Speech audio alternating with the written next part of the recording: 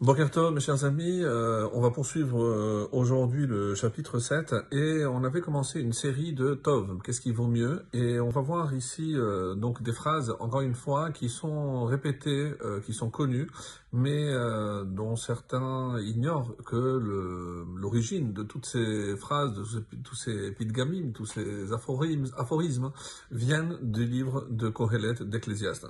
Et on est arrivé au verset 8. Tov acharit davar mereshito, tov erech ruach migeva ruach. Donc ici, tov acharit, mieux vaut la fin d'une chose, mereshito, que son commencement. Et reshit, donc vraiment au commencement, mereshito, son commencement, le commencement de cette chose. Tov erech ruach, mieux vaut, erech ruach, c'est en français longanimité, c'est quelqu'un qui ne se met pas rapidement en colère, qui est extrêmement patient, migeva ruach, qu'est-ce qu'un esprit hautain, donc quelqu'un d'orgueilleux.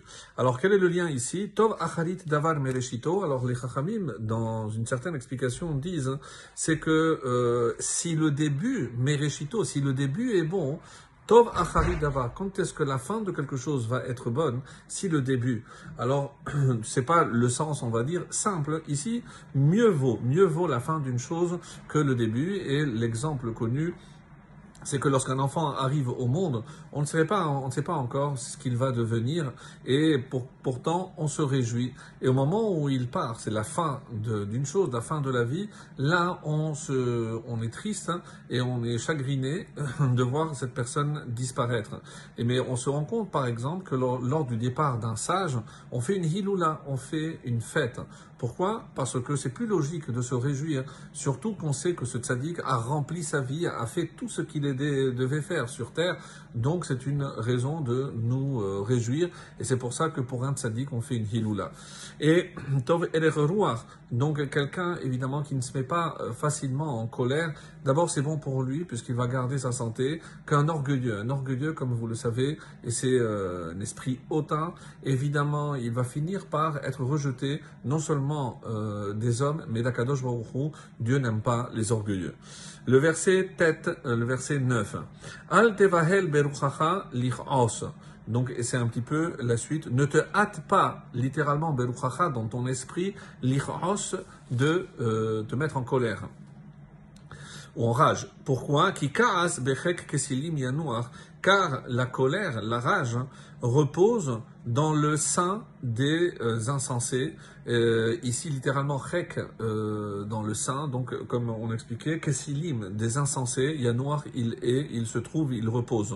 Donc, savoir que celui qui se met en colère, quelque part, il fait montre de manque de sens, puisque pourquoi il serait contrarié si c'est Hachem qui a voulu cette situation, ou que c'est lui-même, par son mauvais choix, il s'est retrouvé dans telle ou telle situation, donc il ne peut s'en vouloir qu'à lui-même et ne pas se mettre en colère contre les autres. Comme le complète d'ailleurs le verset 10, Al tomar mehaya shehayamim harishonim hayu tovim me'ele. Donc on sait qu'il y a des gens qui vivent selon cette théorie. Ne dis pas comment se fait-il chez Hayamim Arishonim, que les jours anciens, littéralement les premiers, Hayu Tovim Me'ele, étaient meilleurs que ceux-ci. Qui, lo bechorma sha'alta alze, ce n'est pas en effet par sagesse que tu as interrogé, que tu as demandé alze sur cela. Pourquoi? Parce qu'on a toujours l'impression, pourquoi nous on n'a pas les miracles? On entend souvent ce type de réflexion, pourquoi nous on n'a pas droit aux miracles comme nos ancêtres? Donc sache que chaque génération a ce qu'elle mérite, et les dirigeants qu'elle mérite, et évidemment les miracles, c'est uniquement dans les yeux de celui qui regarde.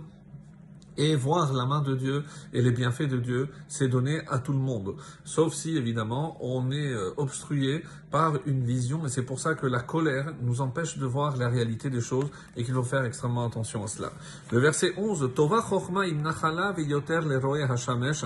Bonne est la sagesse, im nachala, aussi bien qu'un héritage. Alors il y a deux façons de traduire, par exemple la Septante et la Vulgate traduisent ici avec, donc Yaim Nachala généralement en hébreu c'est avec, mais d'autres traductions disent aussi bien que.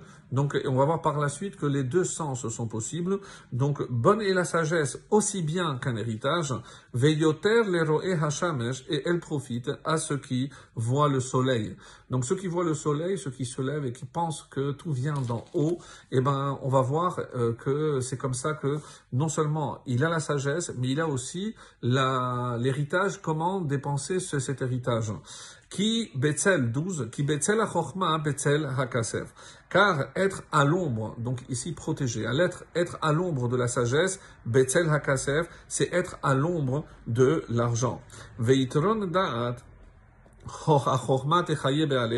et le profit de cette connaissance est que la sagesse fait vivre son possesseur. Donc évidemment, lorsque on a la sagesse et on a l'argent, l'héritage, la richesse, donc roé hashamesh, donc les gens, les communs mortels vont voir et vont apprécier parce que lorsque le sage est aussi riche, eh ben il sera plus entendu par le commun des mortels. Très bonne journée.